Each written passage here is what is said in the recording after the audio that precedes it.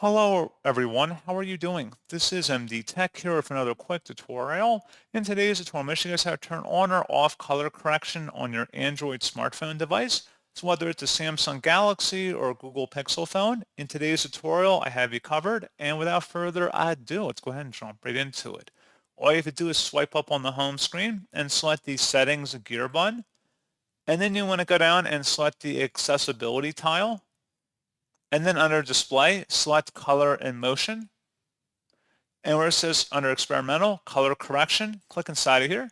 So if you want to enable color correction, click inside this oval one time. Otherwise, you can disable it by turning it off. And that's all you have to do. So pretty straightforward process on that, guys. And as always, thank you for watching. I do hope that I was able to help you out, and I do look forward to catching you all in the next tutorial. Goodbye.